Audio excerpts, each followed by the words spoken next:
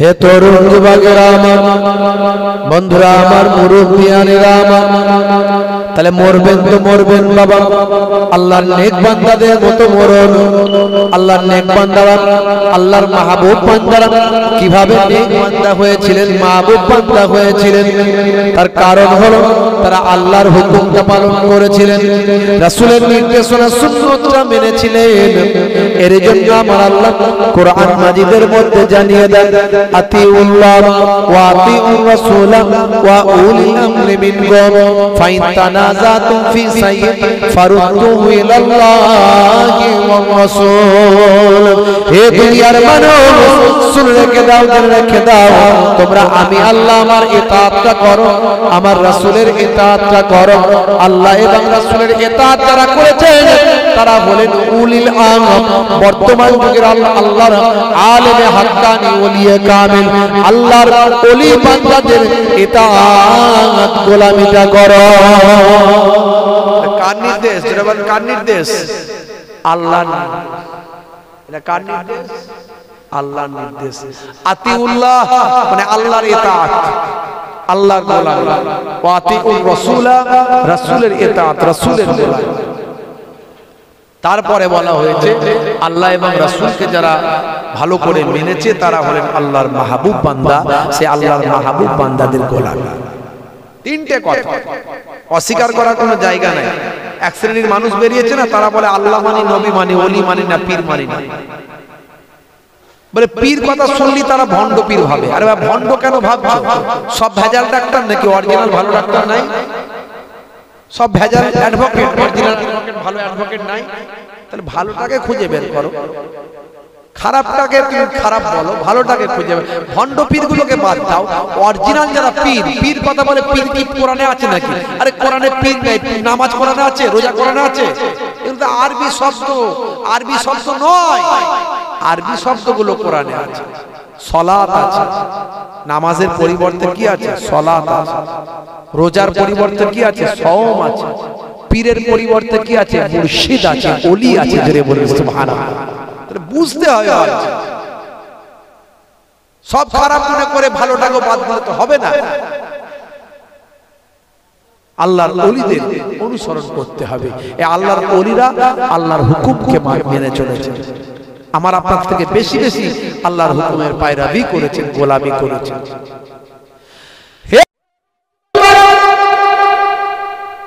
সবচেয়ে আগে আল্লাহর নির্দেশ, আল্লাহর নির্দেশ থেকে সবচেয়ে আগে পালন করুন। আল্লাহর নির্দেশ মানে নামাজটা পাপাকে মানতে পড়তে হবে, 5 ওয়াক্ত নামাজ ছাড়তে পারবেন না। হে তরুণ যুবকেরা, বছর 1 মাস রমজানের রোজাটা ছাড়তে পারবেন না। বছর 1 মাস রমজানের রোজাটা আপনি অস্বীকার করতে পারবেন না, না রেখে পারবেন না। রোজা আপনাকে রাখতে হবে, আওকাত থাকলে হজ করতে হবে, আওকাত থাকলে যাকাতটা দিতে হবে, আর কালেমা শরীফ ভালো করে পড়তে হবে, বিশ্বাস করতে হবে। মুখে স্বীকার, অন্তরে বিশ্বাস, কার্যে পরিণত করার নামটা হলো মুসলমান। কালেমা শরীফ হলো রোল নাম্বার। কালেমা শরীফ কি? Roll number. রোল নাম্বার ছাড়া পরীক্ষার খাতায় যাই লিখুন পাস হবে, পাস হবে, মাস্টার ডিগ্রি কমপ্লিট হবে না, গ্রাজুয়েট হতে পারবে না, অনার্স এমএ এসএসসি পরীক্ষায় কোয়ালিফাইড করতে পারবে না। কারণ রোল নাম্বার হলো আসল জিনিস, আর কালেমা হলো আমাদের ইমানদারদের আসল জিনিস। কালেমাকে ঠিকভাবে না পড়লে, মানলে, বুঝলে, বিশ্বাস না করলে, বাস্তবায়িত না করলে আপনার রোল নাম্বারই হলো না। রোল নাম্বার ছাড়া খাতা ভর্তি লেখা, মাস্টার খাতা দেখবে না। তেমন কালেমা ছাড়া যত আমল আছে বাবা, কোনো কাজ আল্লাহর দরবারে হবে না। এই জন্য ইসলামের ভিত্তি কটা? 5টা। কটা? বুনিয়াল ইসলাম আলা খামস। ইসলামের বুনিয়াদ কটা? 5টা। শাহাদাতু আল্লা ইলাহা ইল্লাল্লাহ ওয়া আন্না মুহাম্মাদার রাসূলুল্লাহ সাল্লাল্লাহু আলাইহি ওয়াসাল্লাম। আল্লাহকে সাক্ষী দেওয়া আর মুহাম্মদ সাল্লাল্লাহু আলাইহি ওয়াসাল্লাম আল্লাহর পয়গম্বর বিশ্বাস করা। তাহলে মুখে স্বীকার, অন্তরে বিশ্বাস, কার্যে পরিণত করার নাম হলো মুসলমান। হে আল্লাহকে এক করে আপনাকে বিশ্বাস করতে হবে, বিশ্ব নবীকে আগামী জামানার পয়গম্বর বলে আপনাকে মানতে হবে। হে তরুণ যুবকেরা, হে আমার বন্ধুরা, শুনে রেখে দিন বাবা, জেনে রেখে দিন বাবা, সে আল্লাহকে আপনি মানলেন এবং আল্লাহর নির্দেশনাকে পালন করলেন। আল্লাহর নির্দেশনার মধ্যে সবচেয়ে বড় নির্দেশনা হলো নামাজ। সেই নামাজটা আপনি ছাড়বেন না। নামাজ যদি আপনি ছেড়ে দেন, যতই ভালো ভালো কাজ করুন, কোন কাজ আল্লাহর দরবারে যাবে না। হাদিসের মধ্যে এসেছে, বেনামাজি যদি হয়ে যায়, মানুষ যদি নামাজ ছেড়ে দেয়, তার জন্য 14টা শাস্তি আমার আল্লাহ নির্দিষ্ট করেছে।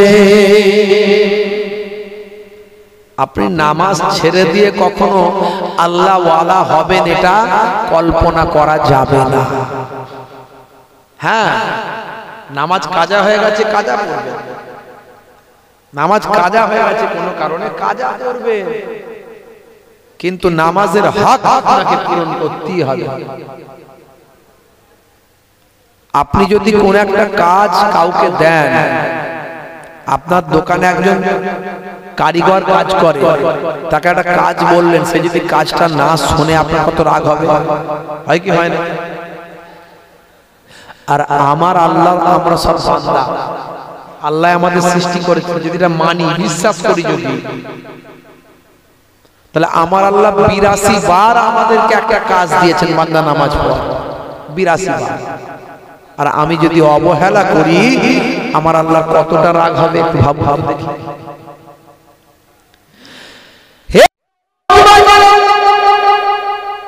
আমার আল্লাহ কোরআন মাজিদের মধ্যে জানিয়ে দেন, ওয়াকিমুস সালাত ওয়া আতুজ যাকাত ওয়া আরকাউ মা'আর রাকিন। তোমরা সালাতটা আদায় করো, যাকাতটা প্রদান করো, আর রুকুকারীদের সঙ্গে রুকুটা প্রদান করো। অর্থাৎ রুকুকারীদের সঙ্গে রুকু করো মানে তোমরা জামাতে মসজিদে গিয়ে নামাজ আদায় করো। যদি তোমরা নামাজটা নামাজের মতো করতে পারো, নামাজটা যদি নামাজের মতো পড়তে পারো, আমার আপনার নবী জানিয়ে দেন, হে দুনিয়ার মানুষ শুনে রেখে দাও, জেনে রেখে দাও, হে দুনিয়ার মানুষ খেয়াল করো, যদি নামাজটা নামাজের মতো হয়, ওই নামাজটা হবে আল্লাহর সঙ্গে বান্দার দিদার। যখন তুমি নামাজ পড়বে, তখন তুমি মনে করো আল্লাহকে দেখছো। যদি এটা মনে করতে পারো তাহলে ভালো কথা, যদি মনে করতে না পারো তাহলে এটুকু মনে করো যে তোমার আল্লাহ তোমাকে দেখছেন। আর এই আল্লাহর সঙ্গে বান্দার দেখা করা, এটা হলো মেরাজ, এটা হলো আল্লাহর দিদার। হযরত আলী মুর্তজা কারামুল্লাহ ওয়াজহু বলেন, যদি কেউ চায় আল্লাহর সঙ্গে মোলাকাত করতে, যদি কেউ চায় আল্লাহর সঙ্গে দিদার করতে, তাহলে সে যেন নামাজে দাঁড়িয়ে যায়। নামাজে যদি বান্দা দাঁড়িয়ে যায়, তাহলে সে আল্লাহর সঙ্গে মোলাকাত তার হয়ে যায়। মুসা কালিমুল্লাহ বলে আল্লাহ, মুসা কালিমুল্লাহ কি বলে আল্লাহ, আপনি আমার সঙ্গে কথা বলেন, তুকাল্লিমু মাই হাল তুকাল্লিমু আহাদা গায়রি, আপনি আমার সঙ্গে কথা বলেন, আমি ছাড়া আর অন্য কারোর সঙ্গে কি কথা বলেন নাকি? মুসা নবী আল্লাহর সঙ্গে মুকালেমাত করতেন, কথা বলতেন, তাই তো নাকি? যেন মুসা নবীকে কালিমুল্লাহ বলা হয়। কি বলা হয়? জোরে বলে, কালিমুল্লাহ বলা হয়, আল্লাহর সঙ্গে কালাম করে। মুসা নবী বলছে, আল্লাহ আমার সঙ্গে আপনি কথা বলেন, আর কারোর সঙ্গে কথা বলেন নাকি? আল্লাহ বললেন, হে নবী মুসা, আখেরি জামানে একজন পয়গম্বর আসবে মুসা, ওই নবীকে আমি আল্লাহ এত সম্মান দিয়েছি, এত ইজ্জত দিয়েছে মূসা, শুনে রেখে দাও, জেনে রেখে দাও। শুধু তাই নয়, ওই নবীর উম্মতদের আমি কত সম্মান দিয়েছি। শোনো, ওই নবীর উম্মত যখন সালাতে দাঁড়িয়ে যাবে, ওই নবীর উম্মত যখন নামাজে দাঁড়িয়ে যাবে, আর নামাজে দাঁড়িয়ে যখন আমি আল্লাহকে মহান বলে উচ্চারণ করবেন, আমি আল্লাহর দরবারে যখন সিজদায় পড়ে যাবে, হে নবী মূসা শুনে রেখে দাও, তোমার সঙ্গে আমি যখন কথা বলি ৭০,০০০ নূরের পর্দার ভিতর থেকে কথা বলি, আর ওই উম্মতে মুহাম্মাদীকে আমি আল্লাহ এত সম্মান দিয়েছি, সেই উম্মতে মুহাম্মাদী যখন সালাতে দাঁড়িয়ে যাবে, নামাজে দাঁড়িয়ে যাবে, সিজদায় পড়ে যখন সুবহান রাব্বিয়াল আলা বলবে, আল্লাহু আকবার যখন বলবে, আমি আল্লাহ জানিয়ে দেব লাব্বাইক ইয়া আব্দি, হে আমার বান্দা আমি হাজির। সে যখন আমার সঙ্গে কথা বলবে, আমি তার সঙ্গে কথা বলবো। মনে রাখবেন নবী মূসা, তোমার সঙ্গে কথা বলতে ৭০,০০০ নূরের পর্দার ভিতর দিয়ে, আর উম্মতে মুহাম্মাদীর সঙ্গে কথা বলবো যখন ডাইরেক্ট, আমি আল্লাহ আমার সঙ্গে দিদার করতে করতে। উম্মতে মুহাম্মাদী যখন নামাজ পড়ে তখন ডাইরেক্ট আল্লাহর সঙ্গে দিদার হয়ে যায়। অথচ মুসলমান আমরা নামাজ পড়ি।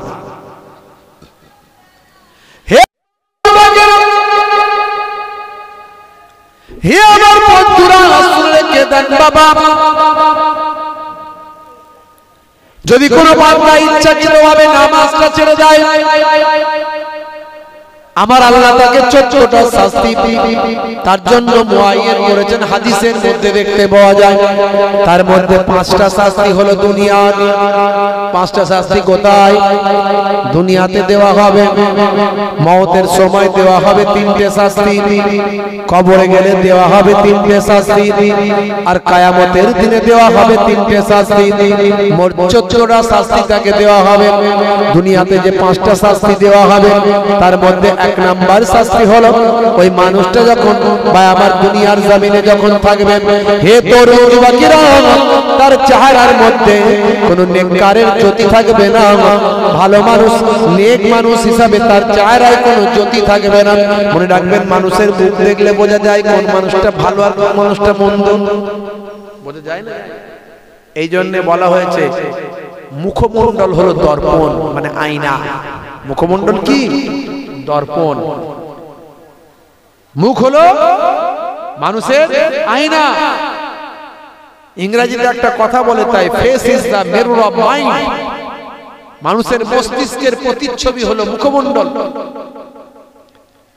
যারা নেককার বান্দা হয়, তাদের চেহারার মধ্যে একটা নূর থাকে, জ্যোতি থাকে। জোরে বলুন সুবহানাল্লাহ। তাদের চেহারা দেখলে আল্লাহ এবং রাসূলের কথা মনে পড়ে যায়। জানবে যার চেহারা দেখে আল্লাহ এবং রাসূলের কথা মনে পড়ে যায়, সেই বান্দা হলো আল্লাহর নেক বান্দা। যার মুখ থেকে দুনিয়াদারির কথা বেশি বেরোবে না, আখিরাতের কথা বেরোবে। যার কথাবার্তা শুনলে আল্লাহ এবং রাসূলের কথা মনে পড়বে, তিনি হলেন তোমাদের মধ্যে নেক বান্দা। এই জন্য মুখ একটা বড় ব্যাপার। মুখ হচ্ছে আয়না। তো বেনামাজের চেহারার মধ্যে কোন নেককার বান্দার জ্যোতি থাকবে না, আলো থাকবে না। এটা হলো এক নাম্বার।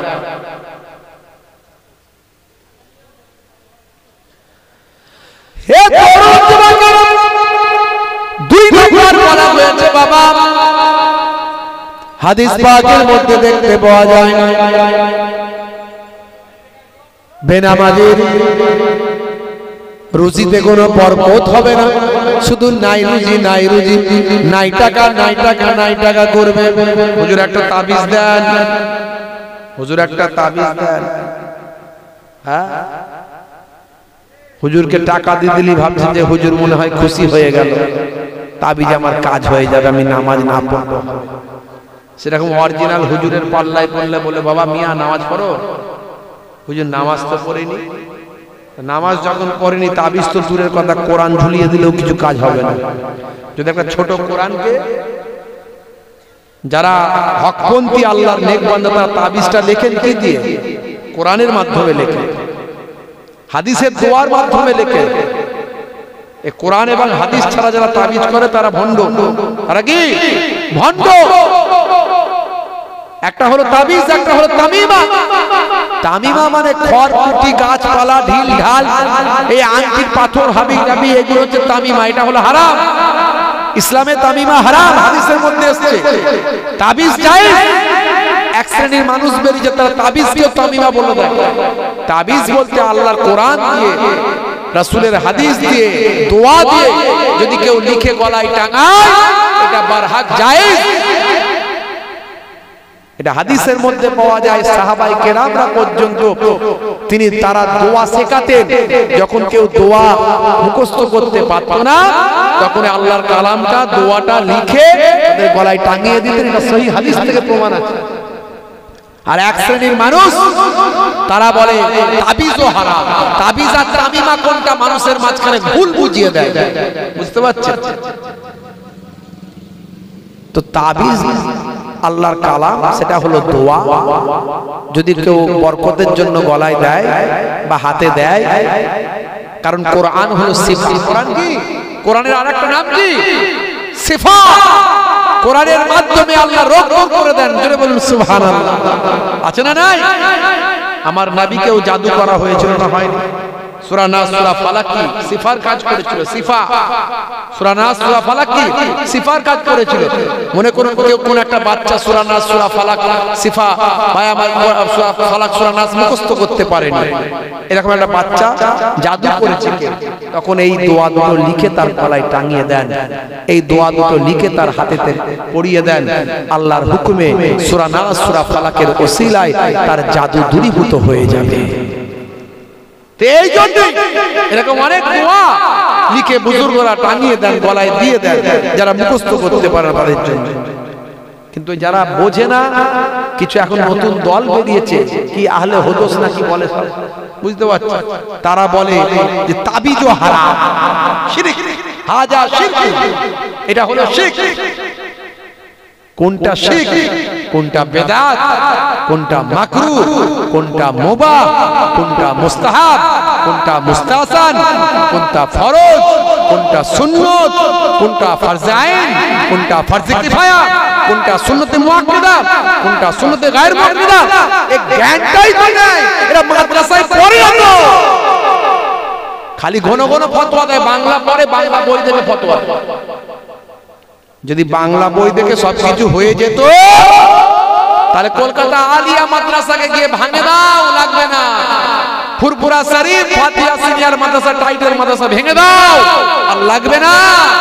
দারুল উলুম দেওবন্দ ভেঙে দাও, জামিয়া আজহার মিশর ভেঙে দাও, যাও জামিয়া মিলিয়া ভেঙে দাও, চলে যাও নাদওয়াতুল উলামা গিয়ে ভেঙে দাও, লাগবে না। ওগুলো কি হবে? ওগুলো বাংলা থেকেই তো সব শিখে যাবে। বাংলা পড়ি তো ফতোয়া দিচ্ছে, তাহলে এত বড় বড় আরবি বিশ্ববিদ্যালয়গুলোর কি দরকার? একটা মাওলানা হতে গেলে 17টা বছর টাইম লাগে, এদের পড়াশোনা লাগে না।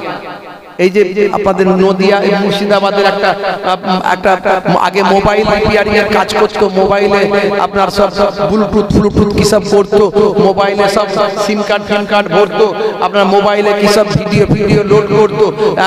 ভাই আমার এখন হয়ে গেছে স্যাক, দেখছেন না? ঘন ঘন ফতোয়া দিচ্ছে। কিছুদিন আগে একটা মারাত্মক ফতোয়া দিয়েছে, বলছে সব নবীরা নাকি ইহুদি। বলুন না নাউজুবিল্লাহ। সব নবীরা নাকি ইহুদি। বুঝতে পারছেন? ইহুদি যে কোথা থেকে এলো, কার বংশধরদের ইহুদি বলা হয়, কোন জায়গা থেকে কাদের ইহুদি বলে, ইহুদিদের আদি বাসিন্দা কোথায় ছিল, কোন স্টাডি না করে যা আছে তাই বলে দেয়, যা মনে আছে তাই বলে দেয়। মানে ইসরাইল কারা? আজকে ইসরাইল বলে, এরা নাম নিয়েছে ইসরাইল, কিন্তু অরিজিনালি যাকে ইসরাইল বলা হয়, হযরতে ইউসুফ নবীর আব্বা জান ইয়াকুব আলাইহিস সালামের একটা নাম ছিল ইসরাইল, তাই ওনার বংশধরদের ইসরাইল বলা হতো। মানে ইসরাইল কথাটা কোরআন মাজিদে বারবার এসেছে। আর এরা নাম নিয়ে নিচ্ছে এখন ইসরাইল, বুঝতে পারছেন? ইসরাইল, এরা হচ্ছে ইসরাইল, তারা হচ্ছে ইসরাইল। বন্ধুরা আমার, তরুণ যুবকেরা আমার, মুরব্বিয়ানেরা আমার, ইসরাইল, এরা হচ্ছে ইসরাইল। আর যারা ইয়াকুব নবীর বংশধর তাদের বলা হয় ইসরাইল, তৎকালীন যুগে যারা ছিল। আর ইহুদি কারা? ইয়াহুদার বংশধরদের ইহুদি বলে। ইয়াহুদা কে? যাকে ইসরাইল বলা হয়, অর্থাৎ ইয়াকুব আলাইহিস সালাম, ওনার কতগুলো ছেলে ছিল? 12টা। কতগুলো? 12টা সন্তান ছিল। কতগুলো ছিল? 12টা। একটা মায়ের দুটো, একটা হলো ইউসুফ নবী, তার আরেকটা ছোট ভাই ছিল বনিয়ামিন। বনিয়ামিন, এই দুই ভাই একটা মায়ের, আর একটা মায়ের ছিল 10টা ভাই। এই 10 ভাইয়ের মধ্যে একটা বড় ছেলে ছিল, তার নাম হচ্ছে ইয়াহুদা। যে ইয়াহুদা ইউসুফ নবীকে কুয়ায় ফেলেছিল, অন্য ভাইদের ষড়যন্ত্র করে ইউসুফ নবীকে কুয়ায় ফেলেছিল বাল্যকালে। সেই ইয়াহুদা ছোট থেকেই খারাপ, আর বর্তমানে তার বংশধররা হলো ইহুদি। সেও খারাপ ছিল, এরাও খারাপ। এই ইহুদিদের কথা আল্লাহ কোরআনে বলেছে, তাফসীর খুলুন পাবেন ইয়াহুদা নাসারাদের কথা। এরা ধ্বংসপ্রাপ্ত, লানত প্রাপ্ত, এটা কোরআনে আল্লাহ বলে দিয়েছে। এরা বহু নবীদেরকে শহীদ করেছে। ইতিহাস দেখুন, ইয়াহুদার বংশধরদের মধ্যে, ইয়াহুদার সন্তানদের, ইহুদিদের মধ্যে কোনো পয়গম্বরের জন্ম হয়নি। যত পয়গম্বর, ঈসা নবী, মুসা নবী, দাউদ নবী, সুলাইমান নবী, ভাই আমার, যত পয়গম্বর সব অন্য বংশে এসেছে, ইয়াহুদার বংশে আসেনি। তাই প্রত্যেকেই ইহুদি ছিল না, প্রত্যেকেই মুসলমান ছিল। জোরে বলুন সুবহানাল্লাহ। বানি ইসরাইল ছিল, এটা ঠিক, কিন্তু ইয়াহুদার বংশে ছিল না, অন্য ভাইদের বংশে ছিল, অন্য ভাইদের বংশে ছিল। আর ও বেটা মোবাইল রিপেয়ারিং করতে করতে শায়েখ হয়ে গেছে। এখন বানি ইসরাইলের বংশধরদের মধ্যে থেকে ও বলে দিল সব ইহুদি। কাকে ইহুদি বলে, কোনটা ইহুদি ও জানে? বন্ধুরা আমার, তরুণ যুবকেরা আমার, মুরব্বিয়ানেরা আমার, এমন এমন ফতোয়াবাজি করছে, আপনি অবাক হয়ে যাবেন। আজকে সেই ইহুদিরা, তারা নবীদেরকেও শহীদ করেছে, আজকে মুসলমানদের শহীদ করছে। আর আল্লাহ এদের উপরে এত নারাজ হয়েছিলেন যে এদের কোনো নির্দিষ্ট দেশই আল্লাহ এদেরকে বিচ্ছিন্ন করে দিয়েছিলেন। 1948 সালের আগে ইতিহাস খুলে দেখুন, এই পৃথিবীর মানচিত্র খুলে দেখুন, পৃথিবীর বুকে আজকের ইসরাইল নামক কোন দেশই ছিল না 1948 সালের আগে। এরা মুসলমানদের হাতে পায়ে ধরে, ফিলিস্তিনের মানুষের হাতে পায়ে ধরে 1919 সালে পোল্যান্ড থেকে কিছু ইহুদি এসে তারা থাকতে শুরু করলো গাজা থেকে 2 কিলোমিটার দূরে কিটবুস নামক জায়গাতে। কিটবুস, মুসলমানদের সহযোগিতা এরা থাকার জায়গা পেয়েছিল। থাকতে থাকতে আমেরিকা, ব্রিটেনের সহযোগিতা নিয়ে এরা ক্ষমতা তৈরি করলো, করে আজকে তারা মুসলমানদের উপরে অত্যাচার করে অনেকটা জায়গা দখল করে নিচ্ছে। আজকে বলছে পুরো ফিলিস্তিনটাই নিয়ে নাও। বুঝতে পারছেন? এরা হলো জালেম সম্প্রদায়, আগে থেকেই ছিল, আজও আছে। আর ওই রকম কিছু ভাই আমার শায়েখ, যারা ইহুদিদের চেলা, ইহুদি ব্রিটেন আমেরিকাতে টাকা খেয়ে মুসলমানদের ভিতরে শুধু ভাই আমার হারাম হালাল নাজায়েজ ফতোয়া দিয়ে দিয়ে একটা হক, হালাল জিনিসকে হারাম বলে, হারামকে হালাল বলে বিভ্রান্ত তৈরি করছে। আপনারা জানেন সালাউদ্দিন আইয়ুবী বাইতুল মুকাদ্দাস জয় করেছিলেন, ইতিহাস পড়বেন, ইতিহাস পড়বেন। বাইতুল মুকাদ্দাস তৈরি করেছিলেন হযরত সুলাইমান আলাইহিস সালাম। প্রথম তৈরি হয়েছিল ফারিস্তারা প্রথম তৈরি করেছিলেন। এই পৃথিবীর বুকে ফারিস্তারা দুটো ঘর তৈরি করেছেন। একটা ঘরের নাম হচ্ছে বাইতুল হারাম, মসজিদুল হারাম, কাবা ঘর। একটা যেটা ফারিস্তারা তৈরি করেছেন প্রথম, আর দুই নাম্বার হলো মসজিদুল আকসা, যেটা ফারিস্তারা তৈরি করেছেন। এই দুটো ঘরই সময়ের সঙ্গে সঙ্গে মাঝে মাঝে ভেঙেছে, মাঝে মাঝে রিপেয়ারিং করা হয়েছে।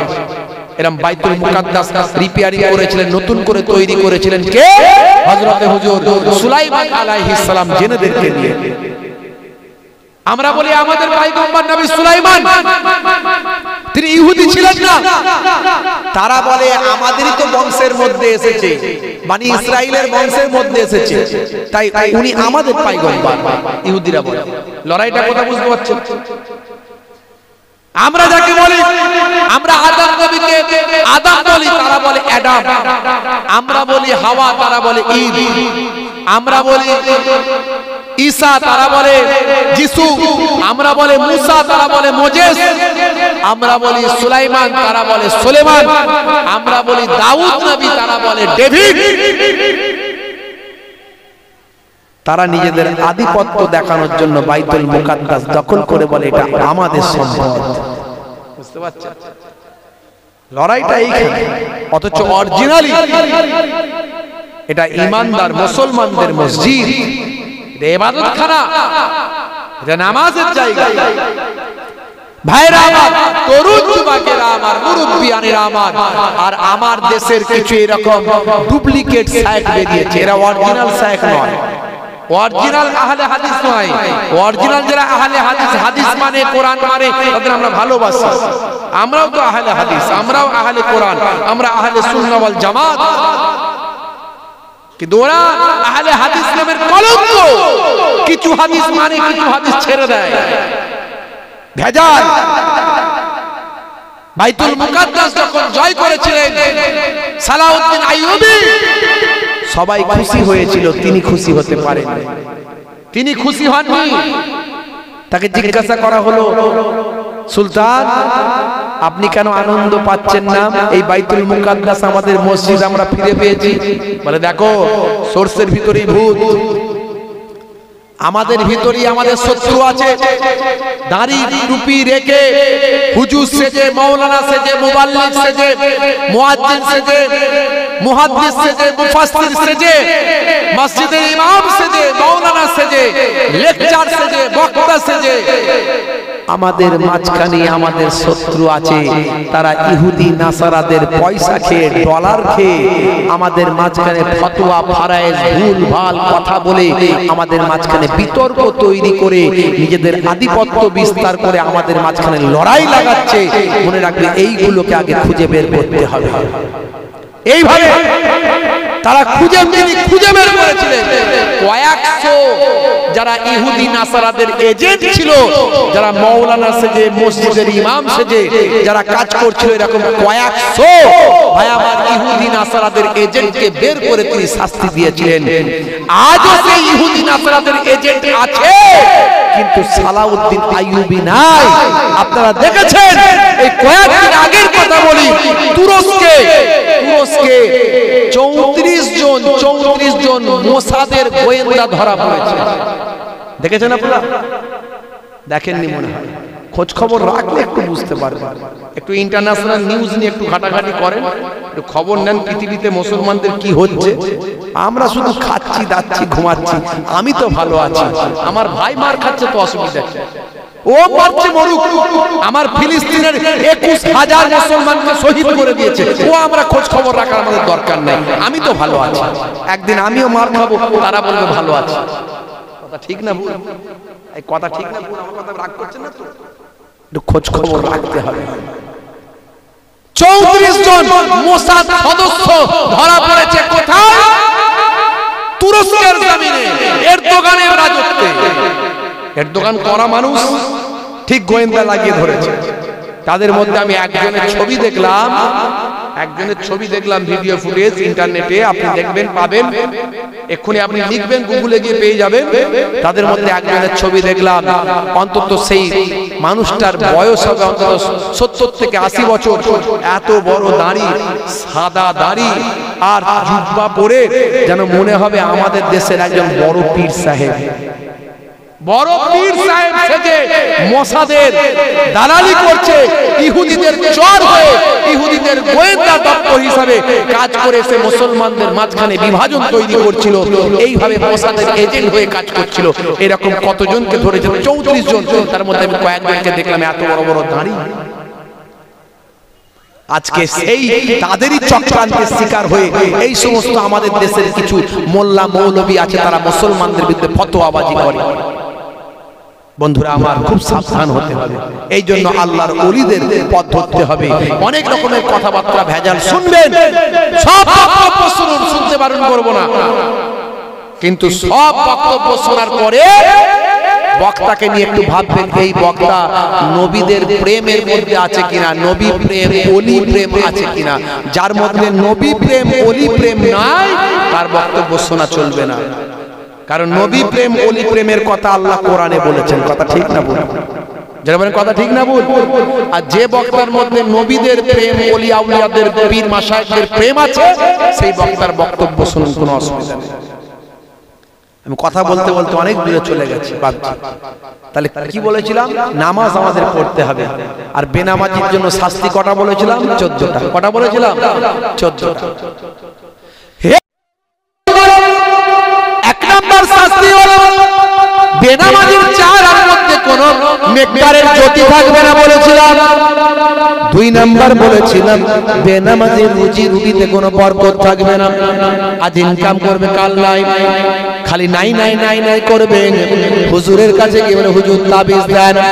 বেনামাজি যদি তাবিজ না নেয়, গলায় যদি কোরআন ঝুলিয়ে দেওয়া হয়, তবুও বেনামাজির কোনো উন্নতি হবে না। বাবা, হে তরুণ যুবকেরা, হে আমার মুরব্বিয়ানেরা, শুনে রেখে দিন বাবা, জেনে রেখে দিন বাবা। 3 নাম্বার হলো বেনামাজি কোনো নেককারের বা আমার কোনো ভালো কাজের সওয়াব সে পাবে না। কোনো যদি ভালো কাজ করে, কোনো ভালো কাজ করলো, কোনো নেক কাজ করলো, কোনো নেক কাজ ভালো কাজের সওয়াব পাবে না, ফায়দা পাবে না। 4 নাম্বার হলো বেনামাজি নিজের জন্য কোনো দোয়া চাইলে সেই দোয়া আল্লাহর দরবারে পৌঁছাবে না। নিজের জন্য বেনামাজির কোনো দোয়া কবুল হবে না। 5 নাম্বার হলো বেনামাজি মানুষের জন্য কোনো বুজুর্গ বান্দা, আল্লাহওয়ালা মানুষ, কোনো নেক মানুষ যদি বেনামাজি মানুষের জন্য দোয়া চায়, সেই দোয়াটাও তার জন্য আল্লাহর দরবারে কবুল হবে না। এইভাবে হলো দুনিয়ার জমিনে বেনামাজির 5টা শাস্তি দেওয়া হয়েছে। ভালো করে চিন্তা করতে হবে, ভাবতে হবে। হে তরুণ যুবকেরা, বেনামাজির শাস্তি মৃত্যুর সময় তিনটে। একটা হলো বেইজ্জতের সঙ্গে তার মওত, অপমানের সঙ্গে মওত হবে, লাঞ্ছনার সঙ্গে তার মওত হবে। মওতটা যখন হবে ভাই আমার, জিল্লাতের সঙ্গে অপমানের সঙ্গে তার মওত হবে। 2 নাম্বার হলো বেনামাজি যখন মারা যাবে, হে তরুণ যুবকেরা, তাকে এত ক্ষুধা লাগবে, এত ক্ষুধা লাগবে, এত হাংরি হবে, এত হাংরি হবে, মনে হবে যা খাবার দেবে সব খেয়ে নেব, কিন্তু কোনো খাবার তার পেটে ঢুকবে না। 3 নাম্বার হলো বেনামাজি এত পিপাসার্ত হবে, এতটা তার তেষ্টা হবে, এতটা পানির জন্য তার ছটফাছটকি করবে, কিন্তু কোনো পানি তার পেটেতে ঢুকবে না। এই মওতের সময় বেনামাজির জন্য 3টে শাস্তি দেওয়া হয়েছে।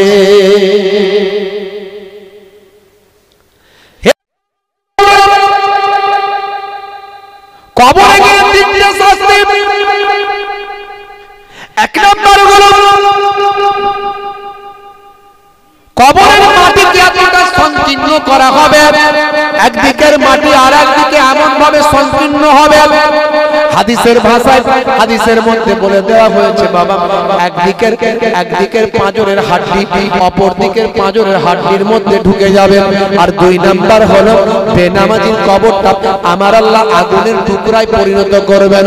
3 নাম্বার হলো বেনামাজির কবরে আমার আল্লাহ সুজা আকরা নামক একটা সাপ নিযুক্ত করবেন, যে সাপটা এতটাই ভয়ঙ্কর হবে, এতটাই ভয়ঙ্কর হবে, এতটাই ভয়ঙ্কর হবে, যে সাপের নিঃশ্বাস দুনিয়ার জমিনে যদি একবার পড়ে কাল কিয়ামত পর্যন্ত জায়গা নয় আর কখনো খাস জন্মাবে না।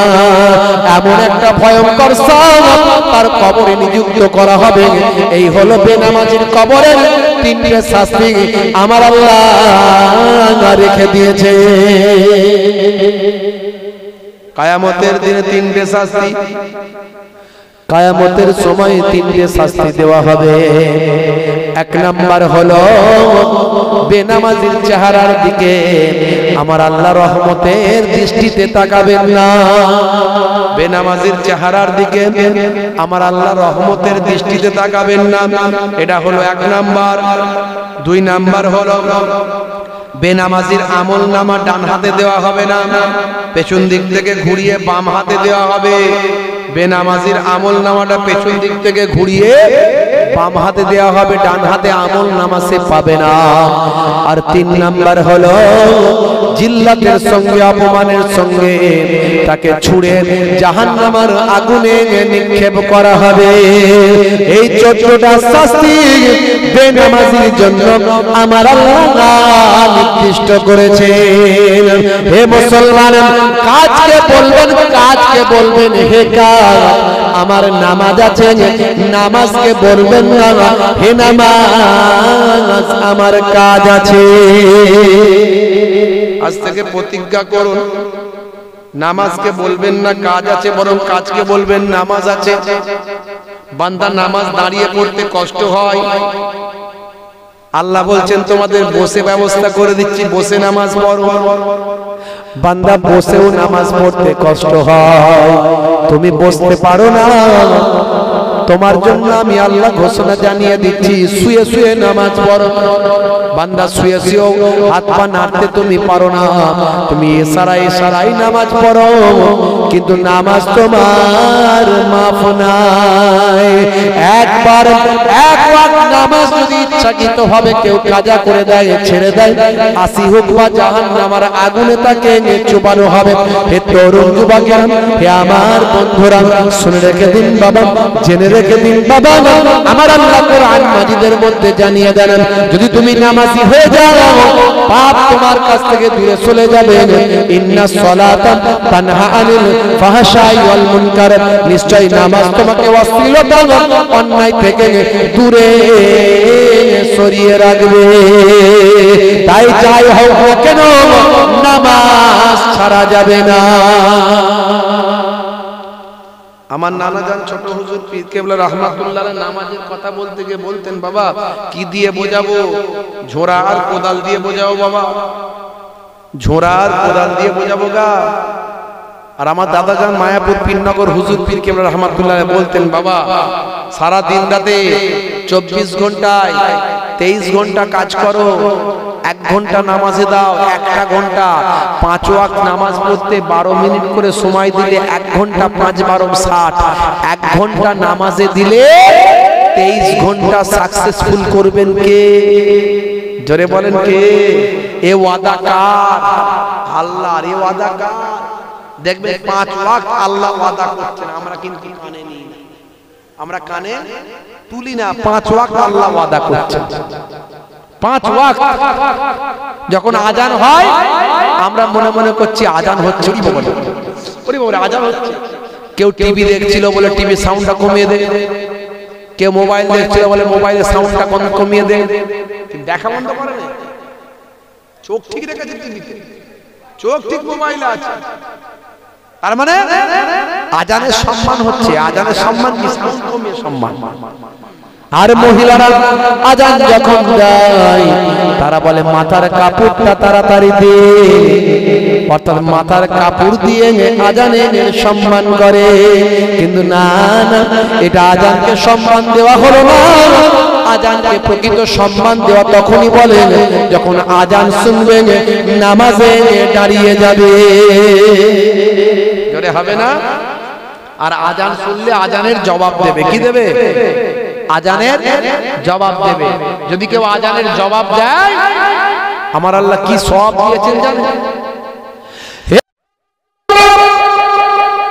যদি কেউ আজানের জবাব দেয়, বিশ্বনবী হাদিসের মধ্যে জানিয়ে দেন বাবা হে তরুণ যুবকেরা মুয়াজ্জিন যখন আল্লাহু আকবার আল্লাহু আকবার আল্লাহু আকবার বলবেন মুসল্লি তখন সেও বলবে আল্লাহু আকবার আল্লাহু আকবার মুসলমান বলবেন আল্লাহু আকবার আল্লাহু আকবার ছেলেও বলবে মেয়েও বলবে প্রাপ্ত বয়স্ক সবাই বলবে আল্লাহু আকবার আল্লাহু আকবার মুসল্লি যখন মুয়াজ্জিন যখন আবার আযান দেবেন হাইয়া আলাস সালাম আশহাদু আল্লা ইলাহা ইল্লাল্লাহ তখন মুসল্লি বলবেন মুসলমান বলবে ঈমানদার বলবে আশহাদু আন্না মুহাম্মাদুর রাসূলুল্লাহ আবার মুসল্লি যখন ভাই আমার মুয়াজ্জিন যখন বলবেন হাইয়া আলাস সালাম তখন মুসল্লি বলবেন ভাই আমার মুসলমান বলবে ঈমানদার বলবে লা হাওলা ওয়ালা কুওয়াতা ইল্লা বিল্লাহ আবার যখন মুয়াজ্জিন বলবে হাইয়া আলাল ফালাহ আবার মুসল্লি বলবে মুয়াজ্জিন বলবে লা হাওলা ওয়ালা কুওয়াতা ইল্লা বিল্লাহ আবার মুয়াজ্জিন বলবেন আল্লাহু আকবার আল্লাহু আকবার তখন আবার ঈমানদার বলবে মুসল্লি বলবে বাবা ঈমানদার বলবে মুসলমান বলবে আল্লাহু আকবার আল্লাহু আকবার আবার মুয়াজ্জিন বলবে লা ইলাহা ইল্লাল্লাহ তখন মুসলমান বলবে ঈমানদার বলবে মুসল্লি বলবেন লা ইলাহা ইল্লাল্লাহ মুসলিম শরীফের হাদিসের মধ্যে এসেছে দয়ার নবী জানিয়ে দেন হে তরুণ যুবকেরা এইভাবে যে বান্দা আজানের উত্তরটা জবাবটা দেবেন আজানের সময় চুপ থাকবেন এবং আজানের জবাবটা দেবেন আমি রাসূলুল্লাহ বলি ফাদাখালাল জান্নাত আমার আল্লাহ তাকে জান্নাত দান করে দেবে জোরে হবে না জোরে হবে না কিতাবের মধ্যে দেখতে পাওয়া যায় যে বান্দা এভাবে জবাবটা দিতে থাকবে যত মানুষ মসজিদে নামাজ পড়বে সেই নামাজীদের নামাজি সওয়াব তারা পাবে আর সেই সওয়াবটা যিনি জবাব দিলেন তাকেও দান করা হবে মনে করুন আপনি মদিনা শরীফে আছেন মদিনা শরীফে এট এ টাইম কিছু কম বেশি 20 লক্ষ মানুষ নামাজ পড়ে কিছু কম বেশি 20 লক্ষ মানুষ মদিনা শরীফে মসজিদুন নববী শরীফে 20 লক্ষ মানুষ নামাজ পড়ে এক তলায় নামাজ পড়ে 11.5 লক্ষ মানুষ জুম্মার দিনে 20 থেকে 25 লক্ষ মানুষ জামাতে নামাজ পড়ে আপনি জুম্মার দিনে যখন মুয়াজ্জিন আযান দিচ্ছে আপনি আযানের জবাব যদি দেন ওই 20 লক্ষ মানুষের নামাজের যে সওয়াব তারা পাবে আপনাকে আল্লাহ জবাব দেওয়ার বিনিময়ে সেই সওয়াবের অধিকারী বানাবে জোরে হবে না আর মুয়াজ্জিন আযান দিচ্ছে হাইয়া আলাস সালাহ মুয়াজ্জিন বলে দিচ্ছে আল্লাহ জানিয়ে দিচ্ছে এই বলে দাও যে কাজ আগে নয় নামাজ আগে নামাজ পড়লে আমি আল্লাহ তার কামিয়াবি দেব তাই মুয়াজ্জিন বলছে কি বলছে হাইয়া আলাস সালাহ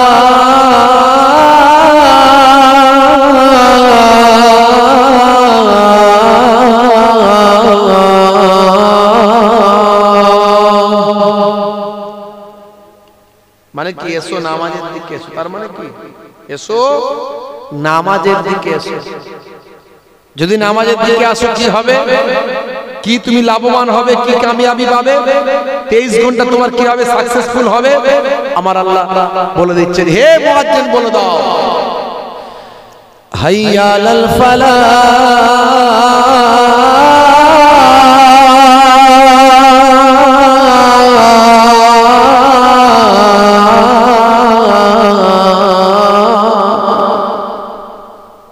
যদি নামাজের দিকে আসে আমি আল্লাহ তাকে কামিয়াবি দান করে দেব কল্যাণ দান করব জোরে বলুন সুবহানাল্লাহ কার কথা জোরে বলেন কার কথা তাহলে কাজকে বলতে হবে হে কাজ আমার নামাজ আছে নামাজের ওয়াক্ত হবে যখনই মসজিদে চলে যাও তুমি তখনই নামাজের ওয়াক্ত হবে যখনই মসজিদে চলে যাও তুমি তখনই ছাড়ো ছাড়ো ছাড়ো এবার ছাড়ো এবার ছাড়ো এই কাজ তোমার ছাড়ো এবার ছাড়ো ছাড়ো এবার ছাড়ো এবার ছাড়ো এই কাজ তোমার নামাজের ওয়াক্ত হবে যখনই মসজিদে চলে যাও তুমি তখনই তোমার বাঁচার তোমার মরা লেখেন মোর প্রভু আমারি নামাজের ওয়াক্ত হবে যখনই মসজিদে চলে যাও তুমি তখনই বলুন না জোরে হবে না ফজরের সময় বলে হুজুর একে তো এই ঠান্ডা, তা ফজরের নামাজ কোনটা দিয়ে আজান হয় আর বেরিয়ে যায় কিছু টেরই পাই না। বুঝতেই তো পারছেন হুজুর, কোনটা দিয়ে আজান হয় আর বেরিয়ে যায় আমরা টেরই পাই না। আর জোহরের সময় হুজুর কাজ করবো না নামাজ পড়বো, বলুন কাজ করবো না নামাজ পড়বো, কাজ না করলে খাবো কি? কাজ তো করতেই হবে হুজুর, কাজ করতে গিয়ে নামাজ পড়া হয় না। আর আসর আর মাগরিব হুজুর সারাদিন খাটাখাটনি করা শরীর, বিকালবেলা একটু আড্ডা দিতে, একটু ঘুরতে, একটু চায়ের দোকানে বসতে, একটু সময় কাটাতে মন চায়, তাই হুজুর বড় গাটা কিরাম কিরাম করে, একটু নামাজ পড়তে যেতে আর পারি না। এসব সময় হুজুর বুঝতেই তো পারছেন সন্ধ্যে হলে চোখে ঘুম। কি বাহানা, কি সুন্দর উদাহরণ। আল্লাহ বলছে সব চলবে না, তাই আমি আমার কলম এখানে তুলেছি। ফজরের সময় ঘুমিয়ে থাকি, জোহরে কি দেব কাজে ফাঁকি। ফজরের সময় ঘুমিয়ে থাকি, জোহরে কি দেব কাজে ফাঁকি। রাখো এসব রাখো, রাখো এসব রাখো, এসব রাখো কথা তোমার, রাখো এসব রাখো, রাখো এসব রাখো, এসব রাখো কথা তোমার। আসর আর মাগরিব হেলা করি, দোকানার আড্ডায় সময়টা দিই। আসর আর মাগরিব হেলা করি, দোকানার আড্ডায় সময়টা দিই। মরলে তো যেতে হবে মাটির নিচে, নামাজের ওয়াক্ত হবে যখনই, মসজিদে চলে যাও তুমি তখনই। জোরে হবে না, জোরে সুবহানাল্লাহ বলা যাবে না, মুখগুলো খুলে বলা যাবে না। হ্যাঁ কি গো ঠান্ডা বেশি লাগছে মনে হয়, তাই তো একটু জোরে সোরে আওয়াজ দিয়ে তাকবীরের ধ্বনি দেওয়া যাবে না? নারে তাকবীর। আর একটু জোরে হবে না? নারে তাকবীর। এশার সময় ঘুমিয়ে পড়ি, শরীরটা ক্লান্ত মেলিয়ে দিই। এশার সময় ঘুমিয়ে পড়ি, শরীরটা ক্লান্ত মেলিয়ে দিই। না না এসব বলো না, এসব বলো না, এসব বলো না বান্দা তুমি। না না এসব বলো না, এসব বলো না, এসব বলো না বান্দা তুমি। রুটি রুজি দিচ্ছে তিনি, জীবন মরণের মালিক তিনি। জোরে হবে না? রুটি রুজি দেওয়ার মালিক কে? জোরে বলেন কে? রুটি